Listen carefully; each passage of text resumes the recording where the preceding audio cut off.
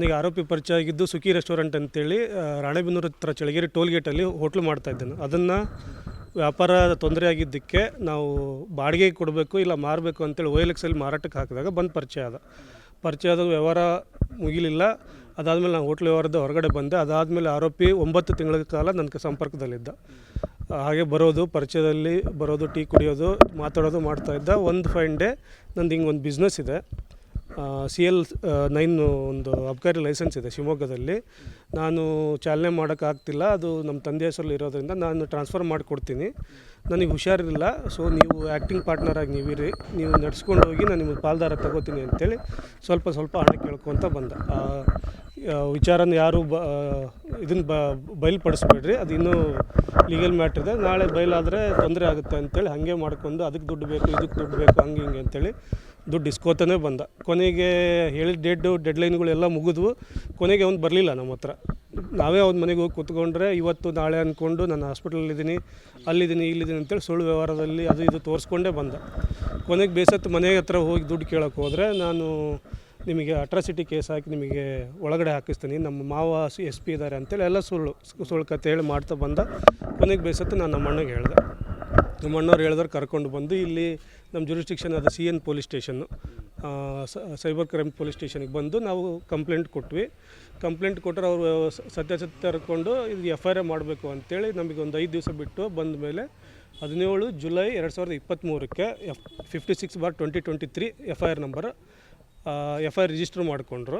ಆಗ ಸಂತೋಷ್ ಕುಮಾರ್ ಪಾಟೀಲ್ ಅನ್ನೋರು CPI ಅವರಿದ್ದರು. ಅದಾದ ಸ್ವಲ್ಪ ದಿನಕ್ಕೆ ಅವ್ರದ್ದು ಟ್ರಾನ್ಸ್ಫರ್ ಆಯಿತು. ಅದಾದ ಜಾಗಕ್ಕೆ ಗಣಾಚಾರಿ ಅವರು ಬಂದರು, ಶಿವಶಂಕರ್ ಗಣಾಚಾರಿ ಅವರು. ಅದಾದಮೇಲೆ ಪ್ರತಿ ವಾರಕ್ಕೆ ಒಂದು ಸಾರಿ ಅವ್ರ ಹತ್ರ ಫಾಲೋ ಅಪ್ ಮಾಡಿದ್ರು. ಅವರು ಮಾಡ್ತಾಯಿದ್ದೀವಿ ಅಂದರೆ 2.5 ವರ್ಷ ಆದರೂ ಇವತ್ತಿಗೂ FIR ಅದ್ರದ್ದು ಏನದು ಪ್ರಗತಿ ಆಗಿಲ್ಲ. ಅವ್ರ ಆರೋಪಿನ ಒಂದು ದಿವಸಕ್ಕೂ ಕರ್ಸ್ಕೊಂಡು ಬಂದಿಲ್ಲ. ಇದರ ನಡುವೆ ಆರೋಪಿಗಳಿಗೆ ಆ್ಯಂಟಿಸಿಪೇಟರಿ ಬೇಲ್ ಕೊಡಿಸಿದ್ರು, ನಮಗೆ ಯಾರಿಗೂ ಮಾಹಿತಿ ಇಲ್ದಂಗೆ ಕೊಡಿಸಿದ್ರು. ಒಂದು 60% ಕ್ಯಾಶ್ ಥ್ರೂ ಕೊಟ್ಟಿದ್ವಿ, ಮಿಕ್ಕಿದ್ದೆಲ್ಲ PhonePe, Google Pay, online transaction ಅದೆಲ್ಲದಕ್ಕೂ ದಾಖಲೆ ಇದೆ ಸರ್. ಅದೆಲ್ಲನೂ ದಾಖಲೆ ಪ್ರೊಡ್ಯೂಸ್ ಮಾಡಿದ್ದೀವಿ. ಅವ್ರು ಚೆಕ್ ಕೊಟ್ಟಿದ್ರು ಆರೋಪಿಗಳು, ಚೆಕ್ ಬೌನ್ಸ್ ಆದಮೇಲೆ ನಾವು FIR ಮಾಡೋಕ್ಕಾಗಿದೆ, ಅಲ್ಲಿವರೆಗೂ ಮಾಡಲಿಲ್ಲ. ಅದಾದ ಅವ್ನು ಮೂಲತಃ ಚನ್ನಗಿರಿ ತಾಲೂಕು ಗರಗ ಅಂತೇಳಿ ಹಳ್ಳಿ, ಅವನಿರೋದು ದಾವಣಗೆರೆಯಲ್ಲಿ. ಅವನು ಹೆಚ್ಚು ಕಡಿಮೆ 6 FIR ಕರ್ನಾಟಕದಲ್ಲೇ ಆಗಿದೆ. ಅದೆಲ್ಲ ದಾಖಲೆಗಳನ್ನು, ಚಾರ್ಜ್ ಶೀಟ್ಗಳನ್ನು ನಾವು ಮಾನ್ಯ ಗಣಾಚಾರ್ಯ ಅವ್ರಿಗೆ ಕೊಟ್ಟರು ಅವ್ರು ಅದ್ರ ಬಗ್ಗೆ ಏನೂ ಮಾಡ್ತಾ ಇಲ್ಲ. ಈಗ ಮೊನ್ನೆ 1.5 ತಿಂಗಳಿಂದ ನ್ಯಾಯಾಲಯ ಸ್ಪಷ್ಟವಾಗಿ ಅವ್ರಿಗೆ ಹೇಳಿದೆ, ಬೇಲ್ ಕ್ಯಾನ್ಸಲೇಷನ್ ಆದಮೇಲೆ ಒಂದು ಕ್ಲಾಸ್ ಆ್ಯಡ್ ಮಾಡಿ 10 ದಿವಸದೊಳಗಡೆ ಆರೋಪಿಗಳು ಬಂದು ವಿಚಾರಣೆಗೆ ಸಹಕರಿಸಬೇಕು, ಇಲ್ಲ ಅಂದರೆ ಆಟೋಮೆಟಿಕಾಗಿ ಬೇಲ್ ಕ್ಯಾನ್ಸಲ್ ಆಗುತ್ತೆ ಅಂತೇಳಿ ಇದೆ. ಆದ್ರೂ ಇವತ್ತಿನವರೆಗೂ ಪೊಲೀಸರು 1.5 ತಿಂಗಳಾದ್ರೂ ಪೊಲೀಸರು ಆರೋಪಿಗಳ ಹತ್ರ ಹೋಗೋಕ್ಕೂ ರೆಡಿ ಇಲ್ಲ, ಹೋಗಿ ಕರ್ಕೊಂಡು ಬಂದು ವಿಚಾರಣೆ ಮಾಡೋಕ್ಕೂ ರೆಡಿ ಇಲ್ಲ. CL2 CL9 ಅನ್ನುವ ಒಂದು ಇದರದ ಅಮೌಂಟನ್ನು ಮಾಡಿಕೊಡ್ತಾನಂತ ಹೇಳಿ ಅವ್ರ ಗೆಳೆಯರಾದಂತಹ ರಾಜೇಂದ್ರ ಅನ್ನೋರಿಗೆ ಏನು ಮಾಡಿದ್ರಪ್ಪ ಅಂದ್ರೆ 67 ಲಕ್ಷ ರೂಪಾಯಿಯನ್ನು ಅವ್ರು ಕೊಟ್ಟಿದ್ದರು. ಕೊಟ್ಟಾದಮೇಲೆ ನಾವೇನು ಮಾಡಿದ್ವಪ್ಪ ಅಂದ್ರೆ, ಆ ಕ್ಷಣದಲ್ಲಿ ನಮ್ಮ ಬ್ರದರ ರೊಕ್ಕ ನನಗೆ ಹೊಳ್ಳಿ ಬರೋದಿಲ್ಲ ಅಂತ ಅಂದ್ಕೊಂಡು ಅವ್ರು ಪದೇ ಇವ್ರ ಮೇಲೆ ಅಟ್ರಾಸಿಟಿ ಕೇಸನ್ನು ಹಾಕ್ತಾನಂತ ಹೇಳಿ ಬೆನ್ನು ಹತ್ತಿದ್ದಕ್ಕೆ ಅವನಿಗೆ ತ್ರಾಸಾಗಬಾರ್ದು ಅಂತ ಅಂದ್ಕೊಂಡು, ಅದ್ರಾಗ ನಂದು 10 ಲಕ್ಷ ರೂಪಾಯಿ ಇತ್ತು.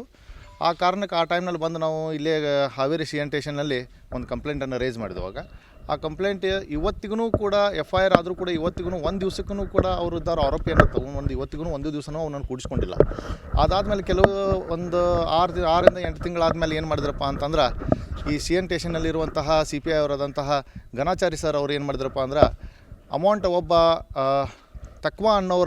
ಸುರೇಶ್ ತಕ್ವಾ ಅನ್ನೋರ ಅಕೌಂಟಿನಿಂದ 22,000 ರೂಪಾಯಿಯನ್ನು ಏನು ಮಾಡಿದ್ರಪ್ಪ ಅಂದ್ರೆ, ನಮ್ಮ ಬ್ರದರ್ ಅಕೌಂಟಿಗೆ ಅವ್ರು ಏನು ಮಾಡಿದ್ರಪ್ಪ ಅಂದ್ರೆ ವರ್ಗಾವಣೆ ಮಾಡಿಸಿದ್ರು.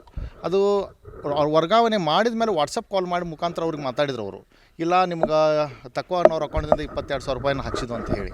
ಸುಮಾರು ಒಂದು 12ರಿಂದ 13 ಅಕೌಂಟನ್ನು ಅವ್ರು ಫ್ರೀಸ್ ಮಾಡಿದರು. ಒಂದು ಅಕೌಂಟ್ನಿಂದ ಅಮೌಂಟನ್ನು ಹಾಕ್ಸಿದ್ದಕ್ಕೆ ನಾವೇನು ಮಾಡಿದ್ವಪ್ಪ ಅಂದ್ರೆ, ಅವರಿಗೆ RTI ಮುಖಾಂತರ ಅವರನ್ನು ನಾವು ಪ್ರಶ್ನೆ ಮಾಡಿದಾಗ, ಇಲ್ಲರಿ 22,000 ರೂಪಾಯಿ ನೀವು ಯಾವ ಇತರ ನ್ಯಾಯಸಮ್ಮತವಾಗಿ ಅಮೌಂಟನ್ನು ಹಾಕಿದ್ರಿ ಅಂತ ಕೇಳಿದಾಗ, ಅವರಿದ್ದವರು ಪದೇ ನಮ್ಗೆ ಅರ್ಜಿಯನ್ನು ನೆಗ್ಲೆಕ್ಟ್ ಮಾಡ್ಕೊತ ಬಂದರು. ಈಗ ಮೊನ್ನೆ ಏನು ಮಾಡಿದಾರಪ್ಪ ಅಂದ್ರೆ, ಅದನ್ನು ಕೇಳಿದ ತಕ್ಷಣ ಏನು ಮಾಡಿದ್ರಪ್ಪ ಅಂದ್ರೆ, ನಾವು SP ಮೇಡಮ್ಗೆ ಹೋಗಿ ಒಂದು ಕಂಪ್ಲೇಂಟನ್ನು ಕೊಟ್ಟಿದ್ದು ನಾವು, ಮೇಡಮ್ ಈ ರೀತಿ ಆಗ್ತಿದೆ ಅಂತ ಹೇಳಿ. ಆವಾಗ ಅವ್ರು ಏನು ಮಾಡಿದ್ರಪ್ಪ ಅಂದ್ರೆ, CRP 19 ಮತ್ತು CRP 102 ಅನ್ನೋದ ಒಂದು ಸೆಕ್ಷನನ್ನು ಹಾಕಿ ನಮ್ಗೆ ಅವ್ರು ಏನು ಮಾಡಿದ್ರಪ್ಪ ಅಂದರೆ, ನಿಮ್ಗೆ ಅಮೌಂಟನ್ನು ಇದ್ರ ಮುಖಾಂತರ ಅಂತ ಹಾಕಿದ್ವು ಅಂತ ಹೇಳಿದರು. ಆದರೆ CRP 19 ಮತ್ತು CRP 102 ಏನಿದಲ್ಲ, ಅದು ಅಕ್ಯೂಸ್ಡ್ ಅಕೌಂಟ್ನಿಂದ ಅಥವಾ ಇನ್ನೂ ಬೇರೆಯವ್ರ ಅಕೌಂಟಿನಿಂದ ಅದು ಅಮೌಂಟನ್ನು ಟ್ರಾನ್ಸ್ಫರ್ ಮಾಡೋದು ಅದರಲ್ಲಿ ಅದು ತೋರಿಸೋದಿಲ್ಲ. ಅವು 2 ಸೆಕ್ಷನ್ ಏನು ಹೇಳ್ತಾವಪ್ಪ ಅಂದ್ರೆ, ಒಂದು ಫ್ರಿಜ್ಜನ್ನು ಬ್ಯಾಂಕಿನ ಮಾತ್ರ ಫ್ರೀಜ್ ಮಾಡುವ ಒಂದು ಆದೇಶವನ್ನು ಕೊಡ್ತದೆ, ಇನ್ನೊಂದು ಮಾತ್ರ ಅವ್ರಿಗೆ ಆದೇಶವನ್ನು ಮಾತ್ರ ಮಾಡ್ತದೆ. ಆದರೆ ಅವ್ರು ಯಾವ ಮುಖಾಂತರ ನಮ್ಗೆ ಅಮೌಂಟ್ ಹಾಕಿದ್ರೂ ಇವತ್ತಿಗೂ ಹೇಳ್ತಿಲ್ಲ.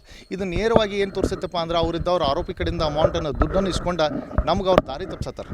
ಅದಕ್ಕೆ ಇವರು ಗಣಾಚಾರಿ ಅವರು. ಆಮೇಲೆ ಅದೇ ರೀತಿ ನಾನು ಅವ್ರನ್ನ ಕೇಳಕ್ಕೆ ಹೋದಾಗ ಅಲ್ಲಿ ಆಫೀಸ್ನಲ್ಲಿ ಸರ್ ಈ ರೀತಿ ಯಾಕಾಗಿದೆ ಅಂತ ಕೇಳಕ್ಕೆ ಹೋದಾಗ ಅಲ್ಲಿ ಅವ್ರ ಆಫೀಸ್ನಲ್ಲಿ ಇದ್ದಂತಹ ಗೌಡೇಶ್ ದೊಡ್ಡಮನಿ ಅವ್ರು ಏನು ಹೇಳಿದ್ರಪ್ಪ ಅಂದ್ರೆ ಇಲ್ಲರಿ ನಿಮ್ಗೆ 100% ಅಮೌಂಟ್ ಹೊಳಿ ಬರೋದಿಲ್ಲ, ಬರೋಕ್ಕೂ ಸಾಧ್ಯ ಇಲ್ಲ ಅಂತ ಹೇಳಿ ನಮ್ಗೆ ಪದೇ ಪದೇ ಹೇಳ್ತಿದ್ದಾರೆ. ಆಮೇಲೆ ಅವರು ಅವಾಚಿಕ ಪದಗಳ ಬಳಕೆ ಮಾಡಿದ್ರು ನನಗೆ. ನಾನು ಇದೇ ಮಾತನ್ನು ನಾನು ಏನು ಮಾಡಿದೆಪ್ಪ ಅಂದ್ರೆ SP ಮೇಡಮ್ಗೂ ಹೋಗಿ ಹೇಳಿದೆ, ಇಲ್ಲರಿ ಮೇಡಮ್ ನಾನು ಅವ್ರನ್ನ ಕೇಳಕ್ಕೆ ಹೋದಾಗ ಇಲ್ಲರಿ ನೀವು ಕುಡಿದು ಬಂದ್ರಿ, ನಮ್ಗೆ ಅಮೌಂಟ್ ನಿಮ್ಮ ಕಡೆಯಿಂದ ಅವ್ರ ಕಡೆಯಿಂದ ರಿಕವರಿ ಮಾಡೋಕ್ಕಾಗೋದಿಲ್ಲ ಅಂತ ಹೇಳಿ ಈ ರೀತಿಯ ಪದಗಳನ್ನು ಅವ್ರು ನಮಗೆ ಬೆಳೆಸಿದ್ದಾರೆ. ಯಾರು ಗೋಡೇಶ್ ದೊಡ್ಡಮನಿ ಅನ್ನೋರು. ಆಮೇಲೆ ಇದಕ್ಕೆ ಗಣಾಚಾರಿ ಅವ್ರನ್ನ ಪದೇ ಪದೇ ಅವ್ರು ಫೋನ್ ಮಾಡಿದ್ರು ಕೂಡ ಇವತ್ತಿಗೂ ನಮ್ಗೆ ರಿಸೀವ್ ಮಾಡ್ತಿಲ್ಲ. ಈ ಬೆಳಗ್ಗೆ ಬಂದನ್ನು ನಾವು ಇಟ್ಟೋತನ ಅವ್ರ ಕಡೆ ಕುಂತನು ಫೋನ್ ಮಾಡಿದ್ರು ಕೂಡ ಅವ್ರು ರಿಸೀವ್ ಮಾಡ್ತಿಲ್ಲ. ಆಮೇಲೆ ಅದೇ ರೀತಿ ಆ ಸ್ಟೇಷನ್ನಲ್ಲಿದ್ದಂಥ ಹಲವಾರು ಇನ್ನು ಕೆಲವೊಂದಿಷ್ಟು ಪೊಲೀಸರು ಏನು ಮಾಡಿದಾರಪ್ಪ ಅಂದ್ರೆ ನಮ್ಮ ತಮ್ಮನ ಕಡೆಯಿಂದ ಕೆಲವೊಂದಿಷ್ಟು ದುಡ್ಡನ್ನು ಫೋನ್ಪೇ ಮುಖಾಂತರ ಅವ್ರ ಕಡೆಯಿಂದ ಹಾಕಿಸ್ಕೊಂಡಾರೆ ಅವರು. ಇದು ಏನು ತೋರಿಸೈತಪ್ಪ ಅಂದರೆ ಮೇಲಿನ ಮ್ಯಾಟಕ್ಕಲ್ಲ ಒಳನೋಟಕ್ಕೂ ಕೂಡ ಏನು ತೋರಿಸ್ತೈತಪ್ಪ ಅಂದ್ರೆ ಇವರು ದುಡ್ಡು ತೊಗೊಂಡು ಆರೋಪಿನ ಕಡೆಯಿಂದ ನಮ್ಗೆ ಅನ್ಯಾಯ ಮಾಡಕತ್ತಾರೆ ಇವರು. ಆದರೆ ಇದು ನ್ಯಾಯಸಮ್ಮತವಾಗಿ ನಮಗೆ ಅಮೌಂಟ್ ಹೊಳ್ಳಿ ಬರ್ತೈತೆ ಬರುವುದಿಲ್ಲ. ಈ ಅಕ್ಯೂಸ್ಡ್ ಏನದನಲ್ಲ ಇವೇನು ಆರೋಪಿ ಏನದಲ್ಲ ಇದು ಒಂದಲ್ಲ, ಇದೇ ರೀತಿ ಸುಮಾರು ಒಂದು 18ರಿಂದ 20 ಕೇಸ್ಗಳನ್ನು ಇದೇ ರೀತಿ ಅದಾವ್ರಿ. ಯಾವುದೂ ಕೂಡ ಪೊಲೀಸ್ ಇಲಾಖೆದವ್ರು ಇದನ್ನು ತನಿಖೆ ಮಾಡಿಲ್ಲ. ನಾವೇ ಅದಕ್ಕೆ ಏನು ಮಾಡಿದ್ವಪ್ಪ ಅಂದರೆ ಇನ್ನಿತರೆ ಬೇರೆ ಬೇರೆ ಮುಖಾಂತರಗಳಿಗೆ ನಾವೇನು ಮಾಡಿದ್ವಪ್ಪ ಅಂದ್ರೆ ಅಲ್ಲಿ ಬೇರೆ ಬೇರೆ ಕಡೆ ಇದ್ದಂತಹ FIRಗಳು ಚಾರ್ಜ್ ಶೀಟ್ಗಳನ್ನು ತಂದು ಅವ್ರಿಗೆಲ್ಲ ಕೊಟ್ಟುಬಿಟ್ಟಿದ್ರು ನಾವು. ಈ ರೀತಿಯ ಈ ಎಲ್ಲ ದಾಖಲೆಗಳನ್ನು ಇಷ್ಟೊಂದು ದಾಖಲೆಗಳನ್ನು ನಾವು ಪೊಲೀಸರಿಗೆ ಕೊಟ್ಟಿದ್ದು. ಆದರೂ ಕೂಡ ಪೊಲೀಸರು ಒಂದು ದಿವಸನೂ ಕೂಡ ಅವನನ್ನು ಕರ್ಕೊಂಡು ಬಂದು ತನಿಖೆಯನ್ನು ಮಾಡಿಲ್ಲ. ಇದನ್ನು ಯಾಕೆ ಮಾಡ್ತಿಲ್ಲ, ಇದ್ರ ಹಿನ್ನೆಲೆಗಳು ಏನು ಅಂದ್ರೆ ನಮ್ಗೆ ಇವರು ದಾರಿ ತಪ್ಸಕತ್ತಾರೋ, ಇವ್ರು ನಾವು ದುಡ್ಡು ಕೊಡೋದಿಲ್ಲ ಅಂತ ಹೇಳಿ ನಮಗೆ ಮಾಡಾಕತ್ತಾರೋ, ಏನು ಅವ್ರ ಕಡೆಯಿಂದ ದುಡ್ಡು ತೊಗೊಂಡು ಈ ರೀತಿ ಮಾಡಾಕತ್ತಾರೋ ಅನ್ನೋದು ನಮ್ಗೆ ಗೊತ್ತಾಗ್ತಿಲ್ಲ. ಇದಕ್ಕೆ ನೇರವಾಗಿ ಏನಪ್ಪ ಅಂದರೆ 22,000 ರೂಪಾಯಿಯನ್ನು ಯಾವ ರೀತಿ ಹಾಕಿದ್ರು ಅನ್ನೋದು ಇವತ್ತಿಗೂ ಕೂಡ ಅವ್ರು ಸರಿಯಾದ ಮಾಹಿತಿಯನ್ನು ಕೊಟ್ಟಾಕ್ತಾ ಇರಲ್ಲ. ಅದರಿಂದ ಏನು ತೋರಿಸಿದಪ್ಪ ಅಂದರೆ ಅವ್ರು ದುಡ್ಡನ್ನು ತೆಗೆದುಕೊಂಡವರು ನಮಗೆ ಅನ್ಯಾಯನ ಮಾಡಾಕತ್ತಾರೋ. ಆದರೆ ಇದಕ್ಕಿಂತ ಏನಾಗಿದೆಪ್ಪ ಅಂದರೆ ಇದಕ್ಕೆಲ್ಲ ಸೋತತ್ತು ಬೇಸತ್ತು ನಮ್ಮ ತಮ್ಮ ಸುಸೈಡ್ ಮಾಡ್ಕೊಳಕ್ಕೆ ಹೋಗಿದ್ದ. ನಾವು ಅವನನ್ನು ಬದುಕಿಸ್ಕೊಂಡು ಬಂದಿದ್ದನ್ನು ಸಾಕಾಗಿದ್ದಾರೆ ನಮಗೆ. ಈಗ ಪೊಲೀಸ್ಗಳಿಂದ ನಮ್ಗೆ ಇದರಿಂದ ನಮ್ಗೆ ಅನ್ಯಾಯ ಆಗಿದ್ದನ್ನು ನ್ಯಾಯ ಒದಗಿಸ್ಬೇಕಂತ ಹೇಳಿ ನಾನು ಪತ್ರಿಕಾ ಮಾಧ್ಯಮದಲ್ಲಿ ವಿನಂತಿಸ್ಕೊಳ್ತೇನೆ. ಇದಕ್ಕೆ ನಿನ್ನೆನೂ ಕೂಡ ಇದೇ ರಾಜೇಂದ್ರನ್ನವ್ರು ಏನು ಮಾಡಿದಾರಪ್ಪ ಅಂದರೆ ಇದೇ ಒಂದು ಮಾಹಿತಿಯನ್ನು ನಮಗೆ ಬಂದ ಪ್ರಕಾರ ಇವರು ಹರಿಹರದಲ್ಲಿ ಸೇಮ್ ಇದೇ ಕೇಸನ್ನು ಒಬ್ಬ ಪ್ರಶಾಂತ್ ಅನ್ನೋರಿಗೆ ಫೋನ್ ಮಾಡ್ಕೊಂಡು ಸುಳ್ಳು ನಾನು PSI ಅಂತ ಹೇಳಿ ಯಲಹಂಕ PSI ಅಂತ ಹೇಳಿ ಅವರಿಗೆ ಹೆದರಿಸಿ ಬೆದರಿಸಿ ದುಡ್ಡನ್ನು ವಸೂಲು ಮಾಡುವಂಥ ಕೃತ್ಯವನ್ನು ಮಾಡಿದ್ದ. ಅದು ಮಾಹಿತಿ ನಮಗೆ ಹರಿಹರ ಸ್ಟೇಷನ್ನಿಂದ ನಿನ್ನೆ ಬಂದಿದೆ ರೀ. ನಾನು ಅದನ್ನು ಕೂಡ ವಾಟ್ಸಪ್ ಮುಖಾಂತರ ಅದನ್ನು ವಾಯ್ಸ್ ಕಾಲ್ ಕೂಡ ಅದನ್ನು ನಾವು ಇಸ್ಕೊಂಡ್ರಿ. ಅದನ್ನು ನಿರ್ಭೀತ, ನಿಷ್ಪಕ್ಷಪಾತ, ವಿಶ್ವಾಸಾರ್ಹ ಸುದ್ದಿಗಳಿಗೆ ಮತ್ತೊಂದು ಹೆಸರಾಗಿರುವಂತ News18 ಕನ್ನಡ ಈಗ ಆಪ್ನಲ್ಲೂ ಲಭ್ಯವಿದೆ. ದಯವಿಟ್ಟು ಇಲ್ಲಿರುವಂತ QR ಕೋಡ್ ಸ್ಕ್ಯಾನ್ ಮಾಡಿಕೊಂಡು ಆಪ್ ಡೌನ್ಲೋಡ್ ಮಾಡೋದಕ್ಕೆ ಮರಿಬೇಡಿ.